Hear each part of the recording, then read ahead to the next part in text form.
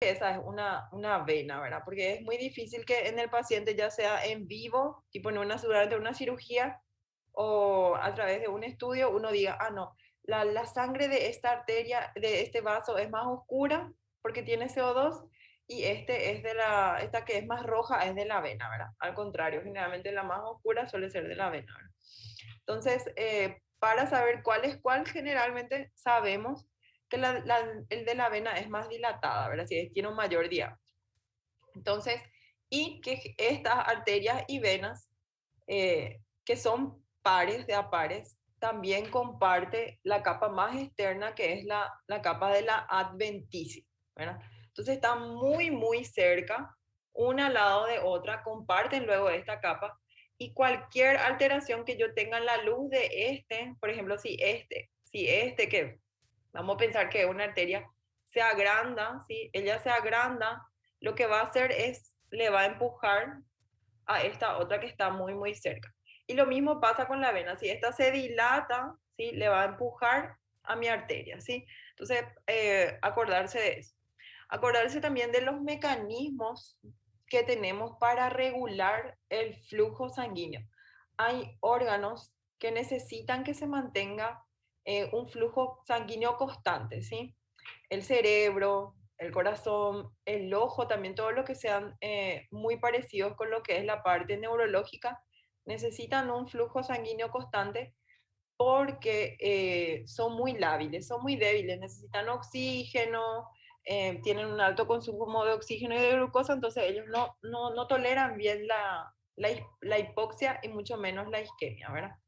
Pero en el caso de la hipertensión arterial, generalmente no se mantiene un flujo sanguíneo normal, ¿sí? ¿Qué pasa? Empiezan a subir las presiones y esa sangre entra con más fuerza y más volumen, ¿sí? En los órganos, y entonces el primer mecanismo de reacción que tiene el cuerpo para tratar de controlar el flujo, ¿verdad? Para tratar de controlar la presión con que está llegando esa sangre, vemos acá que es la vasoconstricción, ¿sí? Entonces esa es la respuesta primaria, ¿sí? A medida que esa vasoconstricción va siendo sostenida todo el tiempo, vamos a decir que está vasoconstreñida, porque el paciente es muy hipertenso, es decir, es bastante hipertenso, o porque el paciente no cree, ¿sí? No cree que tenga una enfermedad y solo tiene sus medicamentos guardados y solo si se siente mal va a estar tomando su pastilla para bajar la presión. Entonces, a medida que eso va pasando, esa vasoconstricción va produciendo una fibrosis, ¿sí?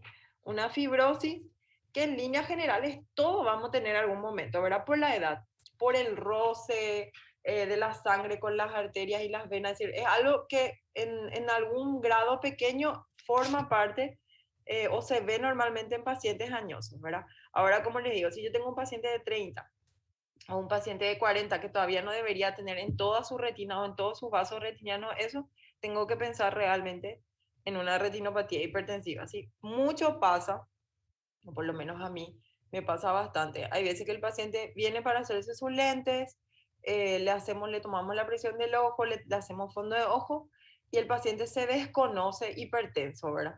Ahí uno ve los cambios realmente que puede haber por la retinopatía hipertensiva y generalmente le mandamos a hacer interconsulta, ¿verdad? Con un clínico, con un cardiólogo, preguntamos historia familiar de hipertensión y la mayoría tienen. Entonces, realmente uno puede hacer las dos cosas, ¿verdad? Tipo, el oftalmólogo mandarle al clínico o el clínico mandarle al oftalmólogo, ¿verdad? Vemos ahí que el segundo cambio que hay en una hipertensión arterial mantenida es que la barrera hematorretiniana, ¿sí? Se puede ir interrumpiendo en algunas partes, ¿sí? Se va alterando la permeabilidad entre la retina y la coroides o la sangre mismo que viene de la coroides. No es que todo pasa, ¿sí?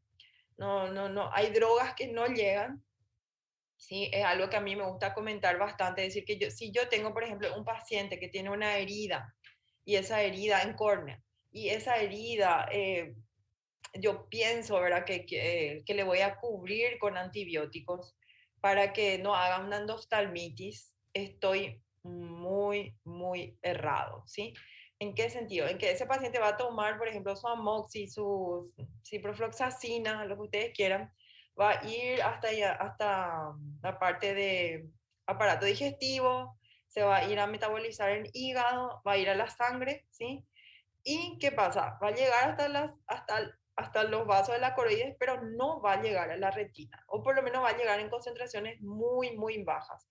¿Por qué? Porque tengo yo esta barrera hematorretiniana. Entonces a la retina realmente no le gusta que entre, o al ojo en general no permite que entre cualquier tipo de sustancia. Y eso a nivel de tratamiento nos dificulta a nosotros, ¿verdad? Porque pensamos que, si lo le doy antibiótico, sí o sí va a disminuir la infección.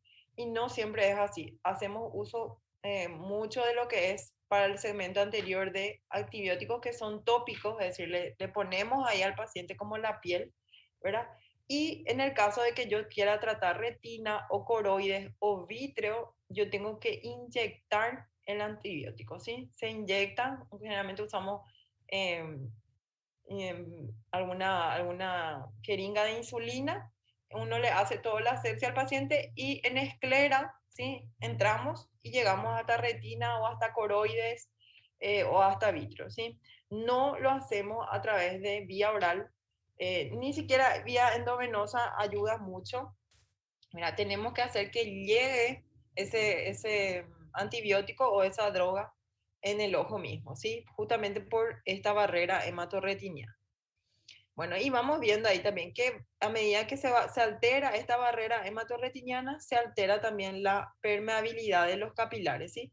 Sabemos, es decir, por la parte de fisiología, sabemos muy bien que los capilares van a llevar el oxígeno, van a permitir por ósmosis que el oxígeno vaya a las células y las células le van a entregar su CO2, ¿verdad? El CO2, y eso de los capilares van a ir a las vénulas y así sucesivamente a las venas mayores hasta que se va otra vez hasta el pulmón, ¿verdad?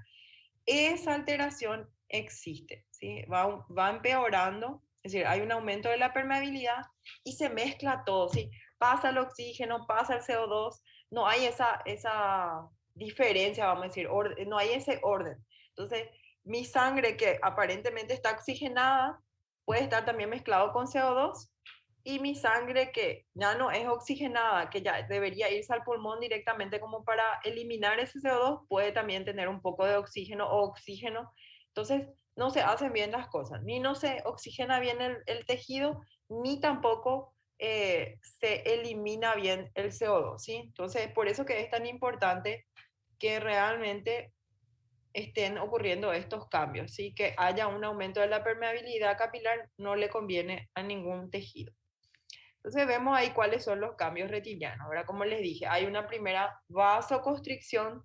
Esa vasoconstricción se mantiene y al mantenerse, esto no les va a pasar así. En general, uno tiene luego aumentos de presiones arteriales, ¿verdad? Cuando estamos nerviosos, cuando hacemos ejercicio, solo que eso se va regulando y no es sostenido, ¿sí? Entonces, en general, esto pasa en pacientes que tienen hipertensión arterial sostenida, es decir, que tienen realmente no están controlados, no toman su medicación y todo el tiempo están con presiones altas, ¿verdad? Entonces vemos ahí un estrechamiento arteriolar y al comienzo es focal o en casos leves es focal y luego se va generalizando a medida que el paciente no va cumpliendo con su tratamiento, ¿verdad? Eh, realmente, si es muy, muy grave, podemos tener alteraciones en lo que es la retina, en las arteriolas, con exudados algodonosos, que nosotros ya vimos en retinopatía diabética, que los exudados algodonosos son zonas de isquemia, ¿sí? Pensando en lo que les expliqué, pensando en que hay un aumento de la permeabilidad, pensando que ya no hay más un intercambio, una osmosis normal, ¿sí? Pensando en eso. Además de que hay un estrechamiento arteriolar, también tengo extravasación vascular. Una vez que esa membrana se altera, no solamente deja pasar mal los gases, tipo ya no hay un intercambio de los gases, del oxígeno y del CO2 normal, sino que recuerden que en la sangre yo tengo plasma, factores de la coagulación, glóbulos rojos, glóbulos blancos, ¿sí? Entonces, y el plasma líquido, el plasma luego que tiene su componente líquido, no se queda dentro de los vasos, sino que busca salir por todos lados por diferencia de concentración, ¿verdad? Bueno, entonces vemos eso.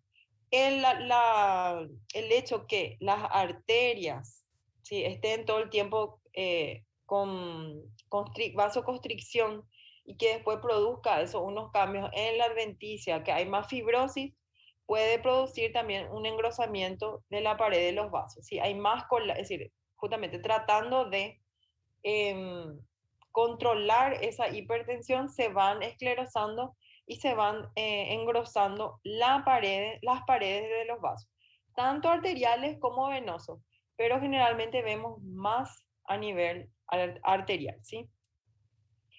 En general hay dos o tres clasificaciones de la retinopatía hipertensiva, así como la retinopatía diabética, ¿verdad? Yo tengo una clasificación en retinopatía diabética, tengo una clasificación en retinopatía hipertensiva, que usamos a la hora de hacerle el fondo de ojo al paciente, ¿verdad? Entonces vamos a tratar de ejemplificar lo mejor posible. Les voy a tratar de mostrar algunas imágenes, ¿verdad? Y esto van a encontrar en la mayoría de los libros, ¿verdad? En su libro de oftalmo.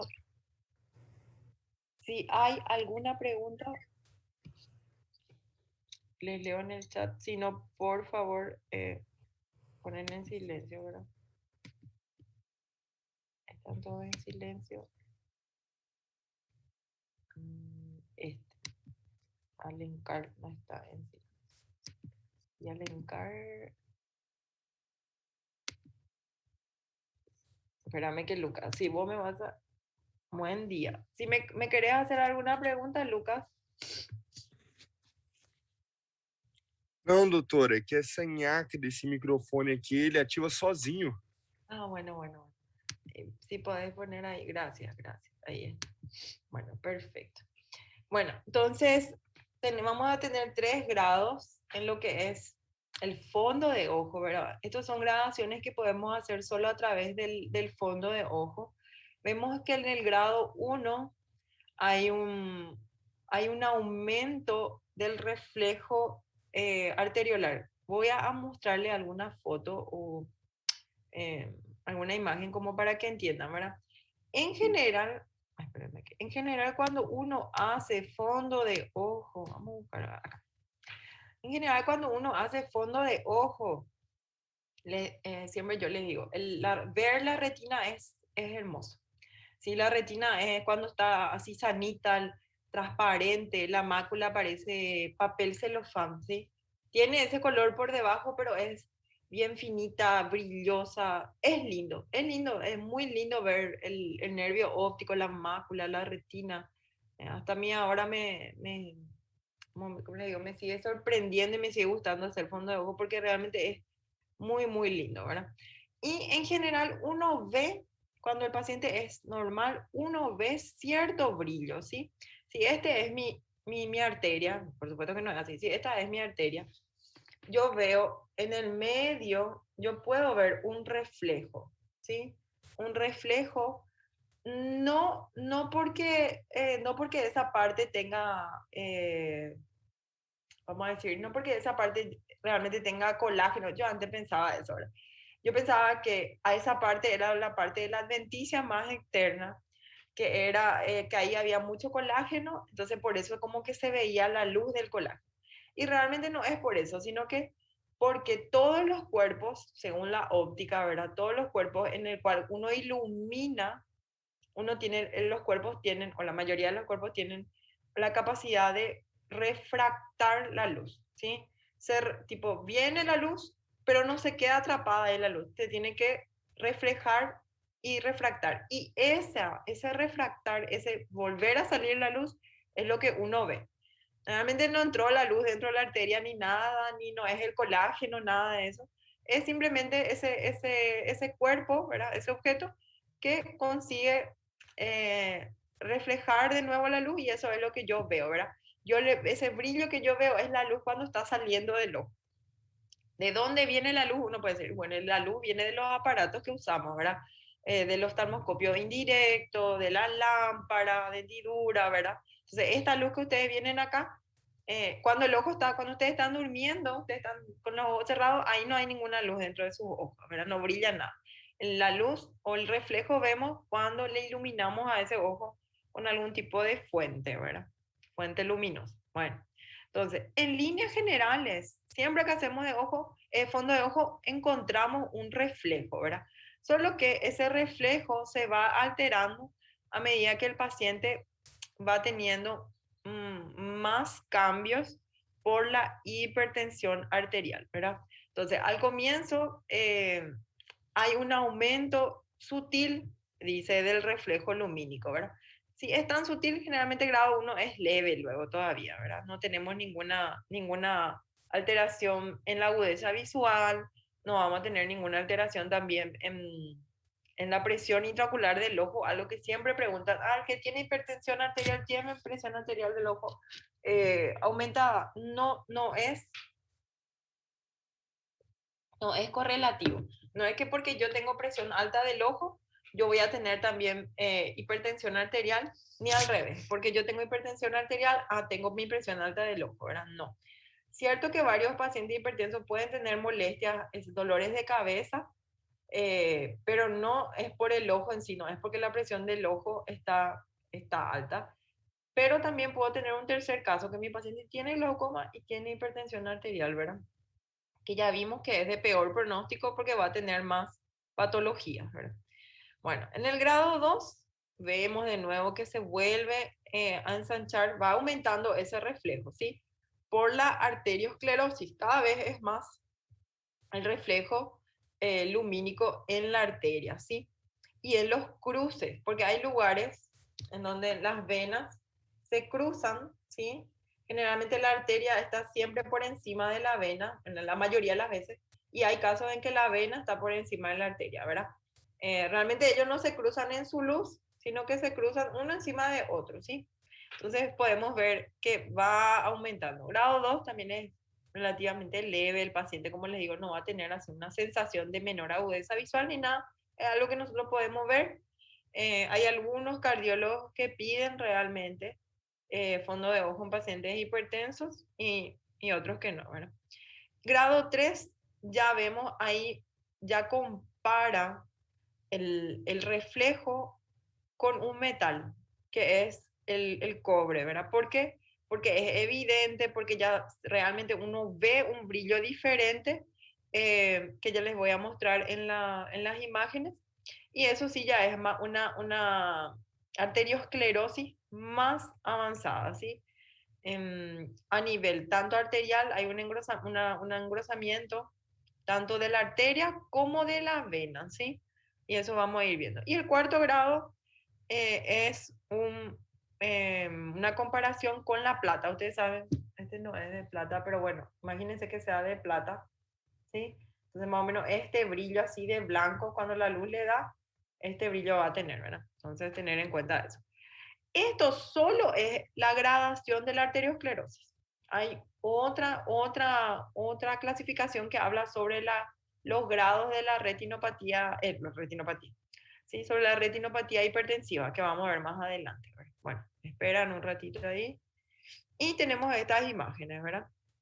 Entonces, lo normal es que yo cuando hago el fondo de ojo consiga ver, ¿sí? Consiga ver algo de blanco. No es esclerosis, no es nada, es algo normal, ¿verdad? Tipo, es simplemente el reflejo. No sé si da para ver acá, por ejemplo. Hay como un puntito blanco en la punta de mi nariz, ¿verdad? Me puse polvo, me puse maquillaje. No, eso es lo normal. Todos los cuerpos tienen cierta capacidad de absorber y reflejar la luz.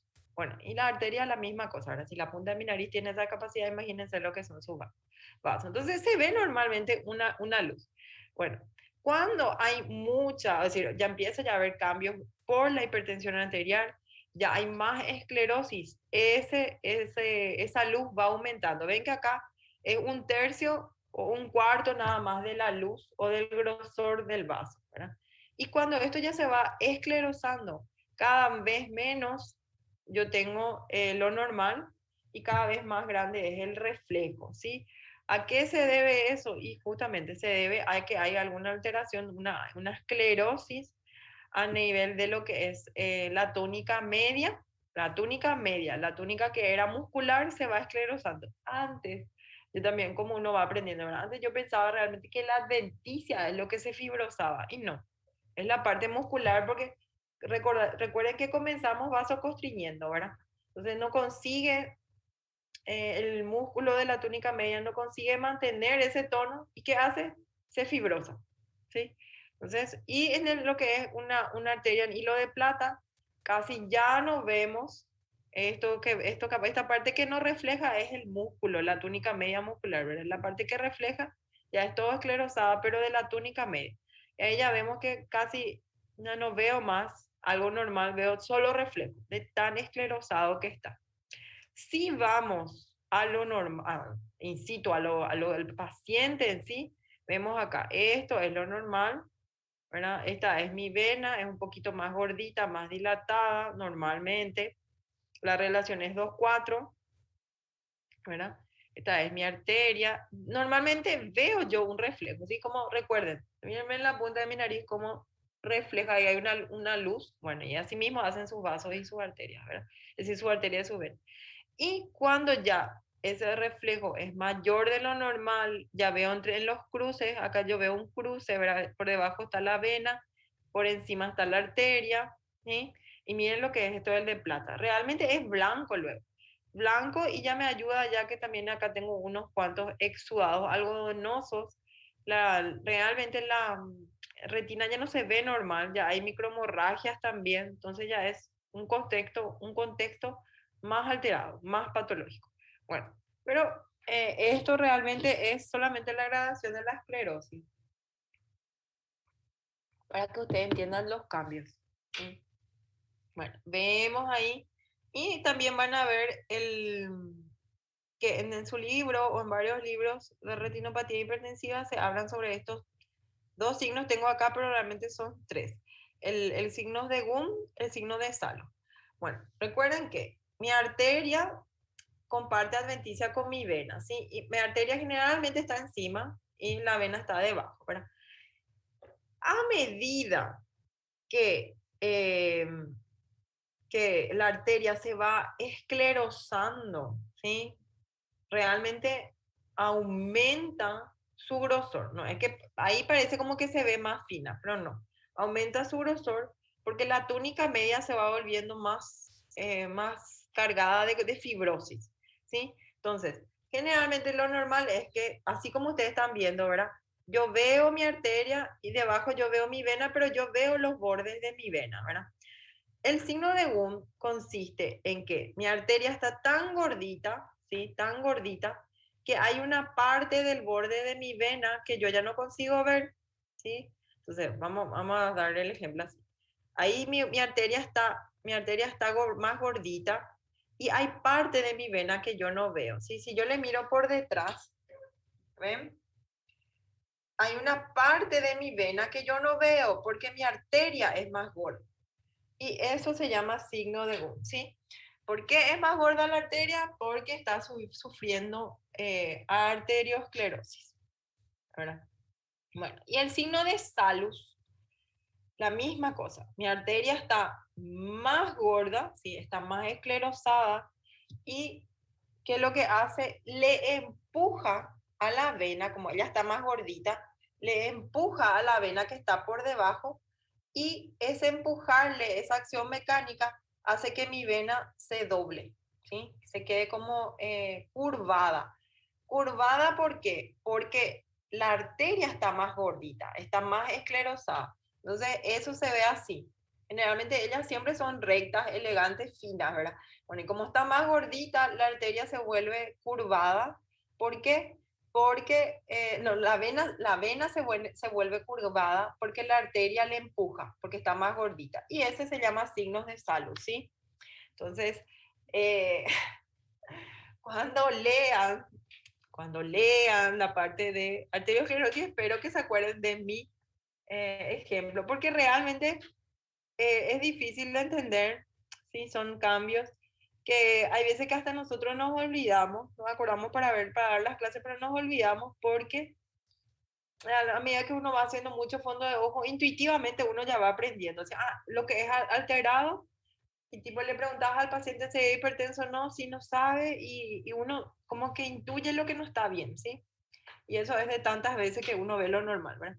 Entonces, esos serían los signos, dos de los signos. Hay un tercero que voy a buscar la foto y les voy a ir explicando, ¿sí? Bueno, El de vemos ahí. Bonnet, doctor. ¿Eh? El signo de Bonnet, Bonnet, ¿cuál sería? Exactamente, el signo de Bonnet, ese es el que nos falta. Voy a buscar la imagen, puede ser que esté más adelante, y cuando está más adelante, les explico, ¿verdad? Que es el tercer signo, exactamente. Les digo, Profe, ¿eh? ¿puede repetir el signo de Gon, por favor? Que yo fiquei un poco... Les repito, Gracias. no, les repito, me río. Esta clase realmente el martes dieron con el doctor, ¿sí? Me dice el doctor, ayer justamente me está diciendo, ¿verdad? Y me gusta contarles esto porque realmente nosotros somos seres humanos igual que ustedes, nomás claro que ya estamos en otra posición en el sentido que ahora somos sus docentes, ¿verdad? Pero yo siempre trato de hacer como comentarle cosas porque no es fácil para nadie, ¿verdad? Tipo en el sentido de que, si la doctora está ahí explicando con su mano, con su anillo, con la punta de su dedo, seguro que ella no se levanta y está llena de energía, ay, qué gusto, quiere enseñar. No, no hay eso. Hay veces que no tiene ningún, ¿cómo le voy a decir? No hay así ningún sentimiento de pasión por el trabajo, pero uno tiene que hacer, ¿verdad? Y en esos momentos lo que nos ayuda es tener una organización, ser organizado, ser disciplinado y saber también, yo hoy por hoy yo considero que mi vida es una vida feliz, ¿verdad? Pero saber que no da gusto todo el tiempo, ¿sí? Yo les digo eso a mis nenas, por ejemplo, ¿verdad? Hoy no me quiero ir a la escuela, hoy estoy aburrida. No sé cómo es, pero parece que las generaciones de ahora como que no pueden estar sin hacer nada, ¿verdad? En silencio con uno mismo, ¿verdad? Entonces, justamente no quería llegar en eso. Le quería decir más que el doctor dio el martes la clase y mientras tanto yo estaba dándole otra clase a la gente de Uninorte que ellos están empezando ahora. Y hoy él está en una parte de mi casa, está hacia el otro lado, dando clase para Central y yo estoy acá con usted, ¿verdad? Entonces, él me dice, bueno, mañana vas a dar retinopatía hipertensiva, dale.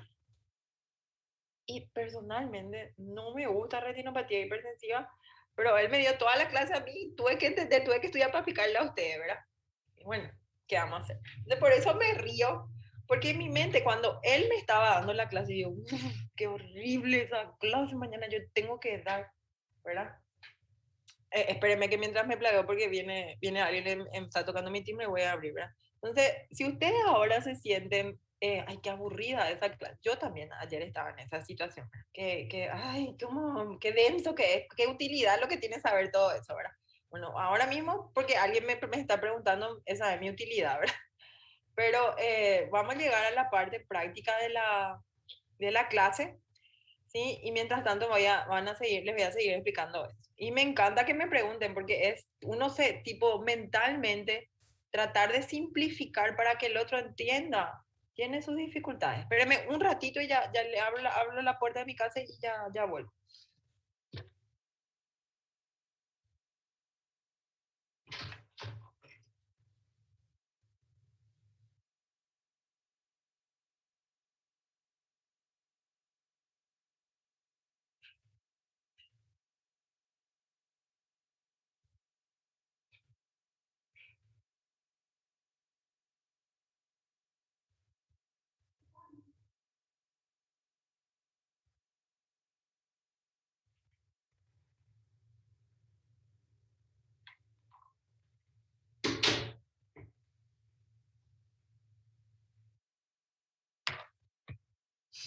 Bueno, ahí está. Ok.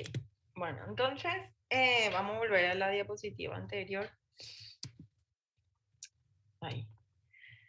Entonces, Normalmente, ¿verdad? Acá vamos a poner. Normalmente, la arteria y la vena comparten adventicia. Y no comparten así. No es así que están uno al lado del otro. Están uno encima de otro. Generalmente, en la mayoría de los casos, es la arteria. Sí, esta vendría a ser, esta es mi mano que tiene mi anillo A de arteria, va a ser la arteria, ¿verdad? Y el que está debajo es mi vena. Entonces no es así que comparten la mesticia, es así. Hay un tercio de las personas que, o un tercio de las arterias y venas que pueden ser también al revés. La vena encima de la arteria. Lo normal es, ustedes miran ahí mi dedo, ¿verdad? Y esta es mi arteria, esta es mi vena. Yo le veo a la vena por debajo, le veo bien, no desaparece nada de su diámetro, ¿sí? Eso es lo normal. El signo de Gum es cuando la arteria se ensancha por la arteriosclerosis, crece, ¿sí? Esta vendría a ser mi arteria, mi arteria está más gordita. Yo veo una parte nada más de la vena, ¿sí? No veo toda la vena como era acá. Acá yo le veo a toda la vena, acá no. ¿Ven? Y eso se hace visible así, ¿ven? Como esta es más gordita, todo lo que cubre este dedo yo ya no veo, ¿sí? Y antes no era así. Ese es el signo de uno. Te van a leer que hay parte de la vena que yo dejo de ver porque hay una arteriosclerosis, ¿sí? El signo de Salus es decir, no es parecido, pero la fisiopatología es la misma. Mi arteria se hace más gordita y le aplasta, ¿sí? Normalmente es así. Ella se hace más gordita y le aplasta a la vena, porque recuerden que la vena no tiene tanta túnica media, no tiene tanta capa muscular como tiene la arteria. Entonces la aplasta y le vuelve curvada, ¿sí? Entonces vendría a ser así yo veo, ¿sí? Así. Veo que mi vena se vuelve, vamos a decir, con curva y ese es el signo de Salus. La S tiene que ver justamente con que se vuelve como si fuera una S, ¿verdad? Tiene esa curva la vena. Y esos son los signos. El de Bonnet no me acuerdo ahora porque creo que hay una imagen. Y voy a buscar la imagen, si no les explico al final.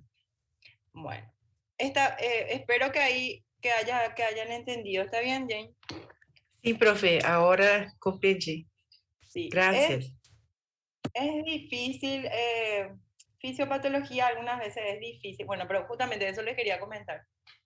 Me dice el doctor, te voy a explicar porque no da gusto dar clase cuando uno no entiende bien, me dice, ¿verdad? Recuerden que el doctor, tipo, él fue mi jefe de residencia, entonces, por más que es mi marido, igual hay veces que, bueno, yo te voy a decir cómo es. Y yo le digo, ok. Porque fue nomás luego mi jefe de residencia, ¿verdad? Yo le dije a él, miren lo que yo respondo, ¿verdad? Depende, le dije. ¿Por qué depende? No da gusto dar clases que uno no entiende. Sí, pero depende de la situación, porque si ellos no saben, luego tampoco nadie se da cuenta que vos no sabes, le digo. Bueno, entonces al final escuché yo la clase anoche y me preparé y por eso tengo la capacidad de explicarles ahora. Pero cuando yo leía también decía, ¿qué es esto? Dios mío, ¿quién lo que describió todas esas cosas? ¿Verdad? Y bueno, y están en los libros realmente, y están en los libros de oftalmo. Yo me acuerdo que leí también para clínica médica, hay veces que los médicos, es decir, que los clínicos preguntan en sus parciales, ni ellos no entienden, pero preguntan también, ¿verdad? Entonces, ya por ejemplo, alumnos que me contaron que en clínica médica le preguntaron sobre retinopatía diabética, ¿verdad? No me parece tan bueno porque se supone que oftalma da luego eso y preguntar algo que no es de tu materia, pero bueno, les cuento, ¿verdad? Bueno, acá por ejemplo ya vemos, acá en esto, vemos ahí, ven cómo se curva, ustedes van a aumentar la imagen, ven cómo se curva acá, esta es mi arteria, la vena es más oscurita y se curva, ese vendría a ser un signo de Salus, ¿sí? Los otros no veo. Acá. Acá realmente hay un exudado algodonoso, pero acá pasa mi arteria. Ustedes van a aumentar después seguro. Pasa mi arteria y mi vena parece que se pierde. Y ese es este signo, el de GAM, ¿sí? ¿Ven? Acá en esta parte, como que se pierde. Solo veo arteria. ¿Por qué? Porque es más gruesa, más gordita. Y acá, este probablemente es el signo de Bonnet, en el cual de nuevo habla, ¿verdad?, de la arteriosclerosis y que lo que hace la vena, es decir, lo que hace la arteria es se esclerosa y le obliga a que el ángulo de la vena sea diferente, ¿sí? Ya no suele ser así, sino que suele ser como que en 90 grados, porque le empuja, ¿sí? Entonces yo creo que este es el de Bonnet. Estas manchitas blancas que están acá son los exudados algodonosos, ¿sí? Que nosotros ya vimos ya en retinopatía diabética es isquemia, son zonas de isquemia de la retina, ¿sí? Bueno, seguimos viendo. Entonces, la hipertensión puede causar daño a nivel de la retina del ojo, ¿verdad? Si mi mácula está lleno de manchas algodonosas o exudado algodonoso, voy a ver menos. Sí, recuerden que después de la arteriosclerosis, la segunda etapa ya viene a ser extravasación vascular. Y en la sangre hay muchas cosas que no me van a ayudar en nada a nivel de la retina. Va a haber edema, van a venir los macrófagos a tratar de comer los factores de la coagulación, las plaquetas, los glóbulos rojos que se están pasando fuera del vaso, ¿verdad? Entonces realmente yo voy a tener una disminución de la transparencia de la retina, ¿sí? Bueno, espérenme que vamos a ir viendo. Entonces vemos ahí en la retinopatía hipertensiva, yo ya puedo observar esclerosis de la retina, esclerosis de la coroides y edema de papila, ¿verdad? Es un factor de riesgo, es decir, como yo tengo retinopatía hipertensiva, yo puedo tener oclusión de las venas y oclusión de las arterias. Y eso sí ya suele causar una menor agudeza visual. Ya vamos a ver enseguida, ¿verdad? Pero gracias a Dios, ¿verdad?, la mayoría de las personas con retinopatía hipertensiva no tiene ningún síntoma, ¿sí? Hasta cuando la enfermedad está avanzada, ¿sí? Algunos pacientes refieren visión doble, mareos, visión débil, disminución de la visión, cefaleas refieren muchos, pero tiene más que ver también con que son muy hipertensos, ¿verdad? Su hipertensión no está controlada. Y lo que sí consideramos urgencia, así que eso sí o sí tienen que saber, son los síntomas súbitos en ciertos pacientes, ¿verdad? Eclampsia, preeclampsia, y si es que pienso que tengo un paciente con feocromocitoma, ¿verdad? Que justamente es un tumor que está en las glándulas suprarrenales, producen las catecolaminas y me hace subir muchísimo la presión. Que hay que ver en qué situación pienso en eso, tal vez en un paciente muy joven, ¿verdad?, con historia de alguna masa, hay que ver. Pero en el caso de preeclampsia y eclampsia es más frecuente, ¿verdad? Es decir, y es más fácil también, está embarazada, bueno, tengo que descartar que tenga preeclampsia y eclampsia. Generalmente siempre le hacen los controles de presión a las mujeres embarazadas, ¿verdad? Bueno, y en esos casos, que de repente mi paciente embarazada me diga que no está viendo bien, me tengo que asustar, ¿sí? Porque ustedes saben que entre preeclampsia y eclampsia es poquito lo que me falta para pasar, que después mi paciente ya va a estar convulsionando y puedo perder dos pacientes ahí, ¿verdad? La mujer y el bebé. Entonces, esta clase yo le veo utilidad en esa situación, ¿sí? No para que, como yo siempre le digo, pidan fondo de ojo en los pacientes diabéticos. Si en los pacientes diabéticos realmente justifica. Pero en los pacientes hipertensos pedir a todos fondo de ojo. Y la mayoría de las veces no vamos a encontrar nada. Les voy a poner tipo grado 2, grado 1. Gracias a Dios, bueno, por lo menos eso. Pero así también, como hay cosas que me puedo olvidar, si hago gineco o una mujer embarazada me llega a la urgencia y su PA está alta y me dice que no está viendo bien, tengo que pensar ahí. Sí, lo peor no es luego el ojo el problema ahí. El problema es que yo no voy a poder determinar en cuántos minutos de preeclampsia me va a saltar a eclampsia y esa mujer ya va a estar convulsionando, ¿verdad? Entonces, ese es el tema. Bueno, vamos a seguir. Dice acá, el único tratamiento para la retinopatía hipertensiva es el control de la presión arterial, ¿verdad? El pronóstico, si es grado 4, que enseguida vamos a ver, es el que tiene más problemas. Es decir, acá hay un cardiólogo que siempre que suele pedirle a sus pacientes fondo de ojo para hacer grado, ¿verdad? ¿En qué le sirve al clínico o al cardiólogo tener un fondo de ojo que diga, retinopatía tercer grado o cuarto grado? En el pronóstico. Aquellos que tengan retinopatía de cuarto grado, probablemente así su pronóstico de vida es muy malo. Ya están por hacer un ACV o ya están por hacer una isquemia cardíaca, ¿verdad? Ya va a tener un infarto. Entonces, realmente a ellos en ese sentido les sirve de pronóstico. Sí, hice grado 1, grado 2, como la mayoría. No pasa, tienen que controlar su presión y no pasa nada, ¿verdad?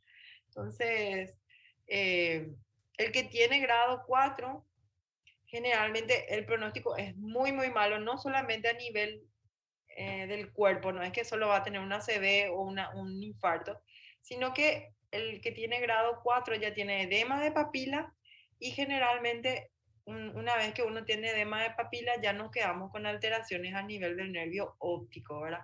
No es lo mismo que se inflame, qué sé yo, una parte de mi piel que se inflame el nervio, ¿verdad? Una vez que el nervio se inflama, generalmente siempre sufre. No digo que el paciente se va a quedar ciego, hay veces que sí. Yo ya tuve ya pacientes con neuropatías ópticas isquémicas, ¿verdad? Y es difícil recuperarlo y se quedan o PL o cuenta dedos y algunos después con el tiempo NPL, ¿verdad? Pero es muy malo, no solo para el cuerpo, sino que para el ojo del paciente porque ya no recupera, ¿verdad? En relación, de nuevo, a lo que es el tratamiento clínico, ¿verdad? De la hipertensión arterial. Hay cada vez más y más fármacos, ¿sí? Eh, Ninguno de ellos es el que solucionó todo. La mayoría de las veces se tienen que asociar, ustedes saben mejor que eso que yo, ¿verdad? El paciente hipertenso generalmente toma muchísimo, ¿cómo le voy a decir? Diurético, beta bloqueante, sí, ¿cómo le digo? Una farmacia andante, los pacientes hipertensos, ¿verdad? Pero en relación, de nuevo, a lo que es la dieta, ¿sí? Se sabe que bajar de peso, es decir, que si yo tengo un paciente con sobrepeso, que bajar de peso de 5 a 10% de lo que estás pesando ayuda muchísimo a disminuir la hipertensión de ese paciente. No a curarle, pero bajan también mucho más de lo que bajan medicamentos, ¿verdad? Entonces, si yo ya hice de todo, le pasé todos los tipos de antihipertensivos y mi paciente sigue hipertenso, fijarme también, ¿verdad? En su peso, no en la sal que consume, porque eso es lo que suele pasar. En los estudios se sabe que solo 10% de las personas tienen alguna alteración de su presión dependiente del consumo de sal. Y el otro 90%, y el otro 90% no tiene nada que ver con la sal, ¿sí? Entonces, a la mayoría le mandamos no comer sal, entonces se marean, porque ustedes saben que cuando no ingerimos suficiente cantidad de sal, orinamos de más, nos falta electrolitos, se marean, se sienten mal, piensan que no es tampoco divertido, tipo, no es sostenible vivir sin sal, ¿sí? Entonces al final dejan su dieta, siguen subiendo de peso, ¿sí? Y le culpamos otra vez, no comiste o no dejaste la sal y quién es lo que quiere vivir sin sal, ¿verdad? Es horrible realmente. Entonces también tener en cuenta eso, que no todos son dependientes, las hipertensiones arteriales no todas son dependientes del consumo de sal, ¿sí? Solo un 90%. Y da para hacerle la prueba de eso al paciente, ¿verdad? Tipo, le hacemos una dieta con sal una semana, la otra siguiente semana le hacemos sin sal y vemos sus presiones arteriales, ¿verdad? Pero en líneas generales lo más importante también es bajar de peso. Tener un cuerpo que no tenga sobrepeso es mucho más sano que uno que tenga. Lo mismo para el diabético, ¿verdad? Eso. Bueno, entonces esta es nuestra clasificación de Kate Wagner. Y esto es lo que generalmente le solemos informar a los clínicos o a los cardiólogos que nos piden el fondo de ojo. Si me quiere, alguien me quiere, María creo que me quiere hacer alguna pregunta o no. No, profe, mi internet está cayendo cada rato nomás. Y ahí me voy a conectar. Ah, bueno. Entonces, grado 1, vemos ahí que dice vasoconstricción arterial, ¿verdad? Una pequeña vasoconstricción. Grado 1, si yo veo tal vez ni no voy a reconocer, ¿verdad? El resto normal. Este es el grado 2, ¿sí? Ya hay, las arterias ya están más contraídas, pueden ser que ya sean más tortuosas, ya como que el brillo está aumentado, ¿sí? Los cruces siguen siendo normales. Los cruces entre la arteria y la vena, recuerden, ¿verdad? El signo de Gauss. Tipo, este y este, yo sigo viendo a mi vena entre cuando se cruzan, ¿verdad? Y el resto normal. Grado 3, más esclerosadas las arterias, más tortuosas, más reflejo luminoso, puede ser uno de cobre, ¿verdad? Y las venas ya están más distendidas, ya puedo empezar a ver microhemorragias. Recuerden que del reflejo luminoso, de la tortuosidad de las arterias, del signo de Wundt, del signo de Salus, tiene que ver con la arteriosclerosis. Cuando ya empieza a haber hemorragias, exudados, ya tiene que ver con la extravasación o el aumento de la permeabilidad capilar. ¿En qué? No solo sale todo lo que hay en la sangre, ¿verdad? Plasma, factores de la coagulación, glóbulos rojos, glóbulos blancos, sino que al salir eso, tampoco hay un intercambio normal, ¿verdad? La idea es que todo el contenido de la sangre se quede ahí adentro y solo se intercambie el oxígeno y el CO2. Pero además de que sale todo afuera, no hay también un buen intercambio. Ese tejido se queda sin suficiente oxígeno, por eso que empiezo a ver exudados blancos y se retiene también el CO2, nadie le libera de ese CO2, ¿verdad? Se queda ahí. Entonces, esa sería la situación del grado que empieza ya con el grado 3. Y grado 4, ya las arterias son todas borrosas, hay edema alrededor de los vasos, hay edema, papiledema en el nervio, ¿verdad? Edema de papila, ¿sí? Hay varias hemorragias, hay varios exudados. En general, los exudados algodonosos tienen peor pronóstico porque es signo de isquemia que los exudados duros, ¿sí? Entonces, tener en cuenta. Y esta clasificación generalmente es la que les pasamos cuando nos piden el fondo de ojo. Yo no le pongo signo de Wundt o signo de Salus o cosas así, ¿verdad? Entonces, generalmente esta es la clasificación. Bueno, realmente, dice una de las preguntas, ¿a cuál estadio de retinopatía hipertensiva corresponde un edema de papila? Y vemos ahí, el peor, ¿verdad? Entonces, mi paciente con preeclampsia puede estar acá. Y mi paciente con eclampsia, acá. Entonces, es lo peor, el peor estadio ya es, ¿verdad? Ven ahí, en la preeclampsia es frecuente ver en la preeclampsia retinopatía grave, retinopatía hipertensiva grave, y puede llegar, ¿verdad? Si es que mi paciente me refiere disminución de la visión o síntomas oculares, tengo que tener eso en mi mente. Generalmente siempre decimos que uno diagnostica solo lo que conoce, lo que no conoce, no diagnosticamos. Entonces me tengo que acordar que en ese caso realmente es peligroso, ¿sí? O en algún caso de algún paciente que no es hipertenso normalmente. Eso justamente estábamos discutiendo ayer con el doctor. Esos pacientes hipertensos crónicos, ellos ya están todos vasoconstriñidos, ya tienen todo esclerosis. Generalmente sus mecanismos actúan muy bien. Entonces, es más frecuente que en una paciente que se embarazó, que siempre tuvo presiones bajas o normales, ¿verdad? Y que le dé por algún mecanismo la preeclampsia, que ahí yo vea estas situaciones más graves, ¿verdad? ¿Por qué? Porque no hubo ese tiempo de prepararse del cuerpo. El cuerpo hace vasoconstricción, pero no hay esa esclerosis, ¿sí? Difusa. Es decir, ahí lo que hay realmente un aumento súbito de la presión y empieza a haber la extravasación y el edema. En los otros pacientes, en un paciente crónico, hipertenso crónico, generalmente no se ve ni tercero ni cuarto grado. ¿Por qué? Porque están todas estenosadas luego sus arterias, ¿verdad? Doutor, Bueno, ¿sí? esses reflexos luminosos aumentados, em que sentido seria? Y en este, mira, en este, espérate, voy a mostrar. En este, esto. Que esto es lo normal y después yo ya veo como un hilo de cobre y como un hilo de plata. Ah, por eso. Sí, y esa, la explicación de eso es como les digo, que va creciendo, eh, se va engrosando la arteria. Yo, eso le digo, antes yo pensaba que había más esclerosis en la adventicia y no. La muscular, la túnica media es la que va creciendo y ella es más gruesa. Entonces, eh, no, de nuevo, ustedes ven que la punta de mi nariz tiene acá un puntito de luz, ¿verdad? Que es el reflejo. Si mi nariz fuese más grande, iba a tener más reflejo, ¿sí? Porque es más gruesa. Entonces, eso pasa. La arteria empieza a crecer, se vuelve arteriosclerótica, pero no es que se vuelve más fina, al contrario, se vuelve más gruesa. eh, la túnica media es más dura, vamos a decir, va perdiendo la parte muscular y por eso aumenta el reflejo, ¿sí?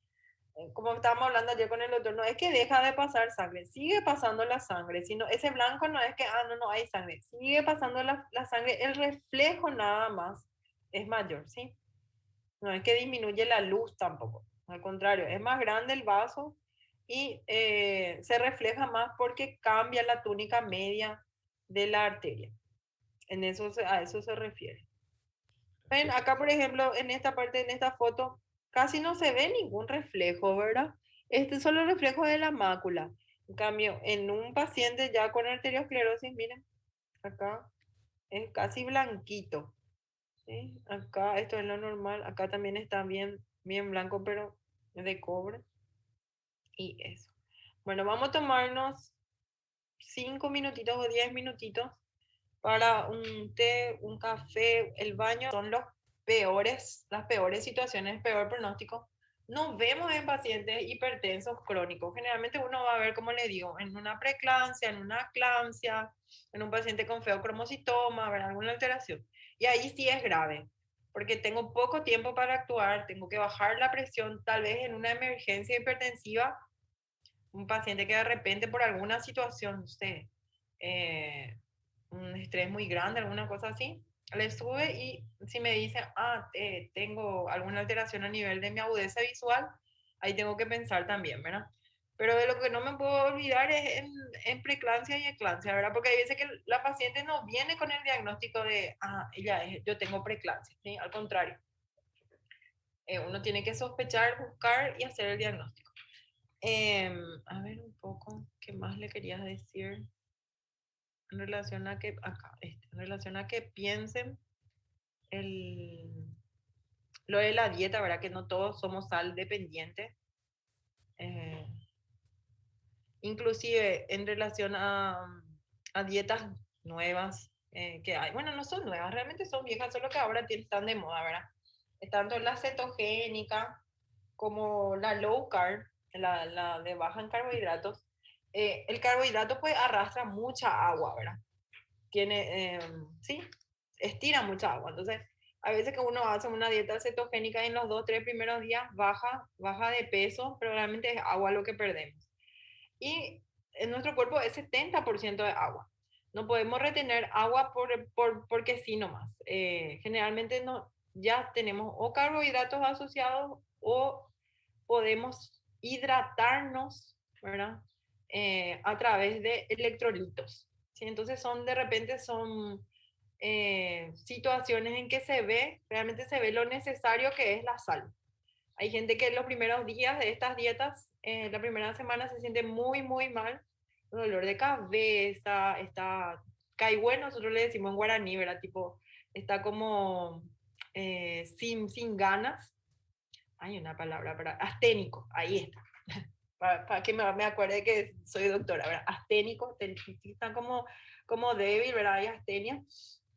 Y uno le indica, ¿verdad? Bueno, que una cucharita de sal en un vaso de agua y mejora muchísimo los síntomas.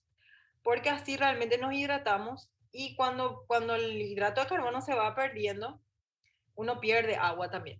Entonces, la forma de meter de nuevo esa agua, porque es necesario para nosotros, es con electrolito, ¿verdad? Sal. Entonces, no es tan mala la sal, para que vayan desmistificando también esas situaciones. En relación al signo de Bonnet, ahora Google, señor Google, tuve que consultar al señor Google y hay otro signo de Bonnet en Traumato, así que no se confundan. Pero el signo de Bonnet básicamente es donde hay un estrechamiento y vemos ahí el estrechamiento. Al lado puede haber o algún exudado algodonoso o algún exudado o alguna microhemorragia, que es esta situación. Acá está el exudado algodonoso, este es el estrechamiento. Acá está el exudado algodonoso y acá está la microhemorragia. Acá está el estrechamiento y acá tengo mi exudado algodonoso. Es el signo de Bonnet, el nostalgo, ¿verdad? Que es más, al final el último era el más fácil. Bueno, entonces en la retinopatía hipertensiva ya vimos. La mayoría de los casos le decimos que mantengan control metabólico y eso. Pero hay algunos casos, gracias a Dios no son muchos, en los cuales por tener retinopatía hipertensiva, yo puedo tener oclusión tanto de las venas como de las arterias. Y en relación a la oclusión venosa de la retina, yo tengo una clasificación que es o de la vena central de la retina, que vamos a mirar esta fotito, acá, de la vena central de la retina, ¿verdad? Que está ahí a nivel del nervio, o de sus ramas. ¿Sí? Esta es rama temporal superior, temporal inferior, nasal superior, nasal inferior. ¿Verdad? Por supuesto que el de peor pronóstico es de la vena central, ¿sí? Ahí no hay posibilidad de una irrigación colateral, nada, ¿verdad?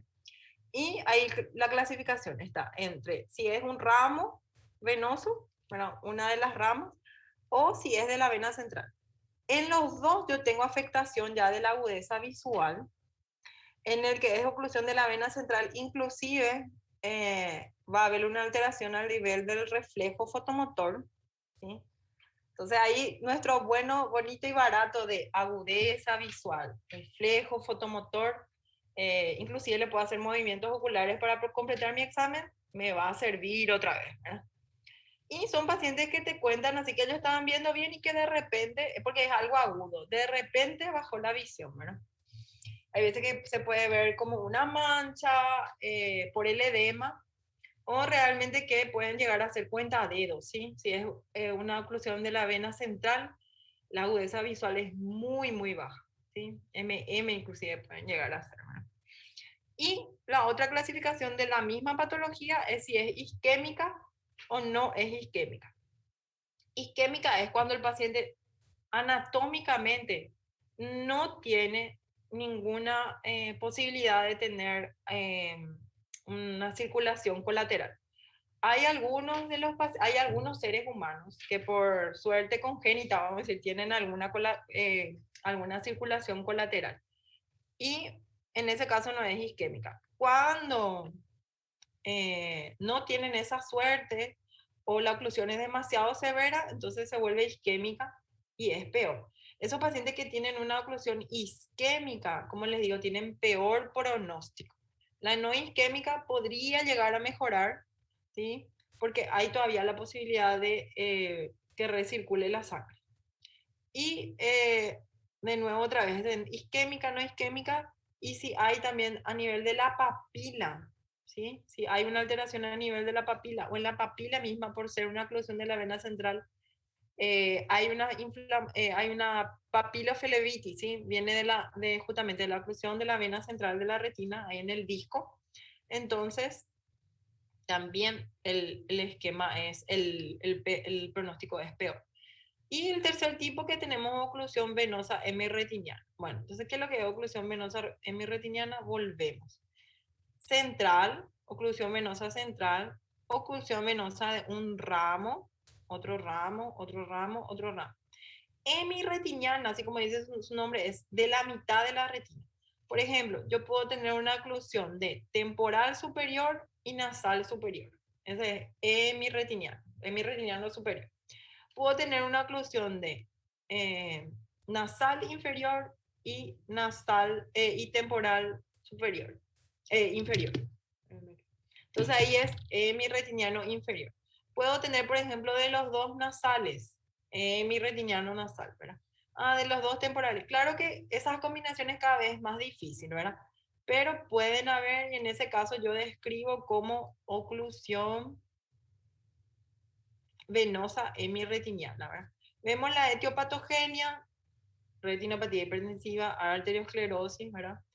Que la vena y la arteria comparten una adventicia, entonces cuando la arteria le va empujando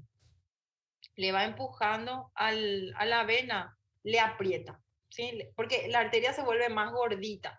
Entonces, como le digo, no están uno al lado del otro, están uno encima del otro. Entonces, si esta se vuelve más gordita, como que le va apretando, le va comprimiendo, ¿sí? Además, la vena va perdiendo su endotelio, como está más apretada, va enlenteciendo el paso de la sangre. Igual pasa, pero hay más probabilidad de que se forme trombos, porque es más lento el pasaje de la sangre y que se ocluya también, ¿verdad? Entonces ahí con la oclusión se estanca la circulación de la sangre en tienda. Tipo, la arteria trae la sangre, la vena lleva, pero este que lleva la vena tiene que volver a entrar otra vez oxigenada por la arteria. Entonces, al interrumpirse el flujo sanguíneo, no entra nada, ni con ni con oxígeno, ni sin oxígeno, ¿sí? Entonces, por eso se produce la hipoxia. Y recordemos que estamos en retina, ¿verdad? Retina no tolera bien la hipoxia. ¿Hay factores de peor pronóstico? Sí. Un paciente añoso, que tenga glaucoma, que tenga enfermedades sistémicas, ¿verdad? Por ejemplo, un paciente hipertenso y otra vez que sea diabético. ¿Sí? Entonces son de peor pronóstico. O en pensar también en alguna enfermedad sistémica que altere la coagulación, ¿sí? Un síndrome fosfolipídico, ¿sí? Eso va a empeorar todavía la situación del paciente, porque es un paciente que tiende a la coagulación, a formar coágulos, a formar trombos, y eso le va a afectar en más campo de la retina. Va, probablemente en vez de hacer una oclusión de ramo, va a ser una oclusión de vena central. ¿Sí? Vemos ahí los signos clínicos, y eso justamente estábamos hablando ayer. Cuando ustedes estudian, por más que estudian para marcar, ¿verdad? O ahora que ya saben que tienen que escribir, estudien ordenado, estudien en su mente como si fuera que ustedes van a dar la clase.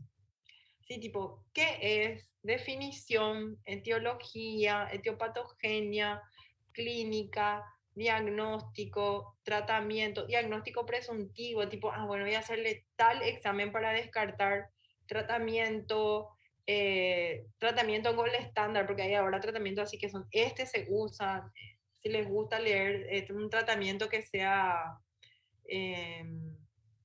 como experimental, ¿sí? Alguna cosa así. Así estudien en ese orden. Porque como les digo, yo vi en el examen pasado que preguntamos sobre la etiología de degeneración macular y realmente nadie sabía, ¿sí? Nadie explicó. La mayoría puso solo los signos clínicos. Bueno. Entonces, los signos clínicos son afectación visual y depende muchísimo de si es central o si es ramo, si es isquémico o no, ¿verdad? Si el paciente le afectó el nervio, la papila o no, si la mácula, su vascularización está afectada o no, ¿verdad? Si es una parte de repente periférico, un ramo bien periférico, el paciente no tiene tanta pérdida de la agudeza visual. Ahora, si es central, generalmente muy mala agudeza visual. Vemos, le hacemos el fondo de ojo y son venas dilatadas y tortuosas y hay mucha hemorragia. Hay edema, hay exudados algodonosos. ¿Por qué? Porque ya realmente es algo isquémico y veo esas alteraciones, ¿sí? Ven acá. O esta es una foto de una oclusión venosa central de la retina y es edematosa, tipo, es isquémica, ¿verdad? Esta es una foto de la angiofluorescenografía, ¿sí? Se inyecta el contraste y se empieza a ver, hay múltiples hemorragias. Acá me imagino que está el nervio, o si no es un exudado algodonoso, exudado algodonoso, exudado algodonoso.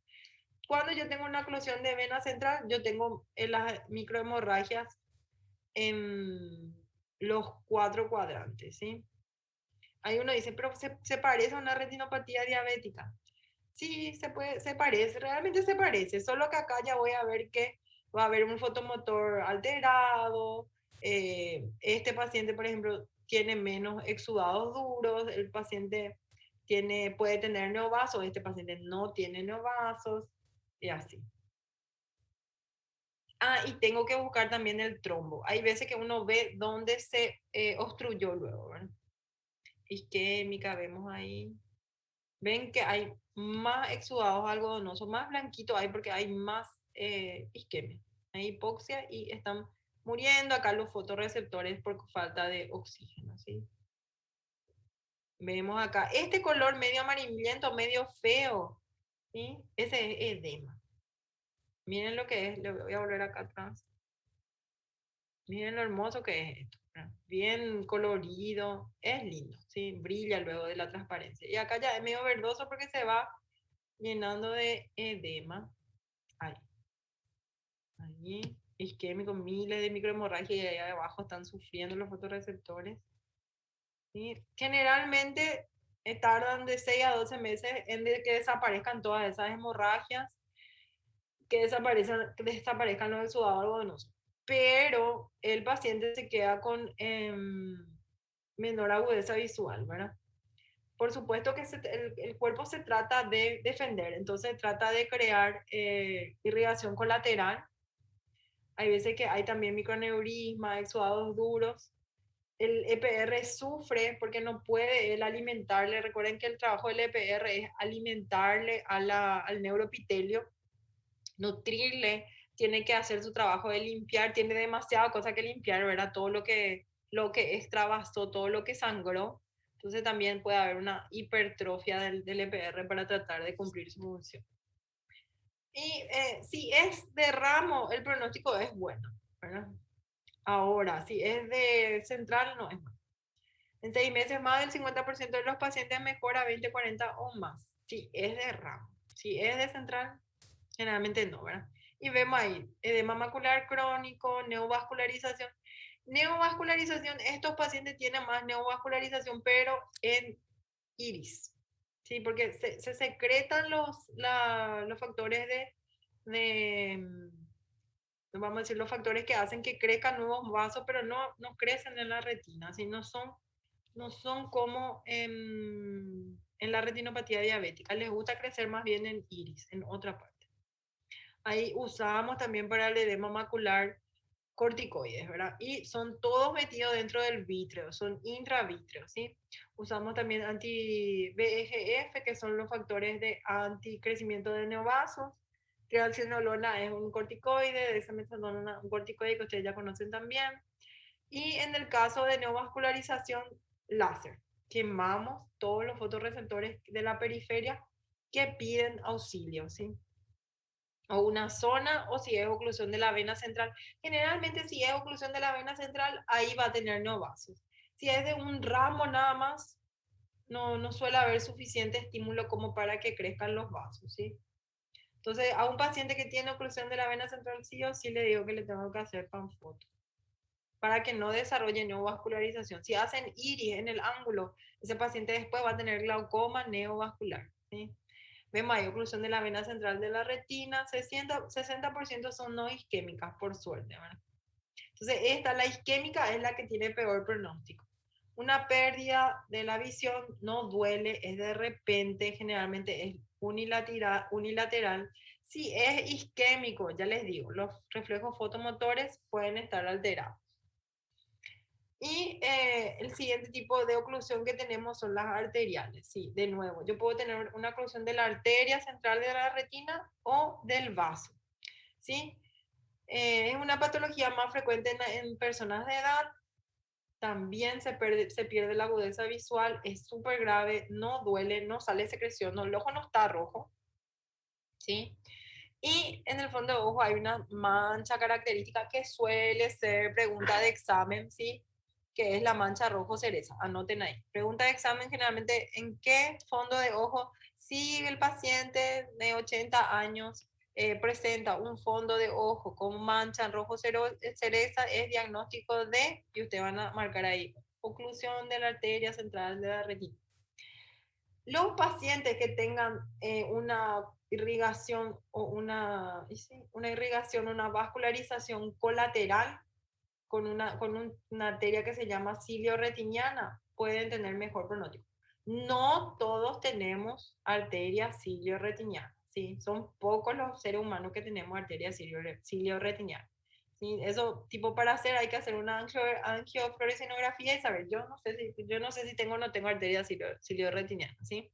Pero en la mayoría de las veces uno no tiene, creo que es entre 10 a 15% de la población que tiene la arteria ciliorretiniana. Entonces ahí se tapa la arteria central de la retina y consigue mantener la circulación gracias a la arteria ciliorretiniana, que no tienen todos.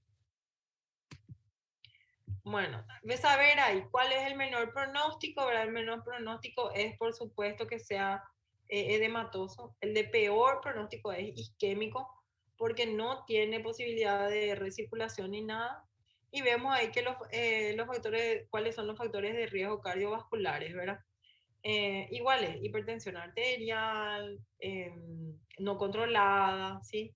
Factores, la edad, ¿verdad? Que sea de edad del paciente, que tenga algún problema de la coagulación, una hipercoagulabilidad, ¿verdad? Como les dije, el síndrome antifosfolipídico, por ejemplo, también se puede citar en algunos casos.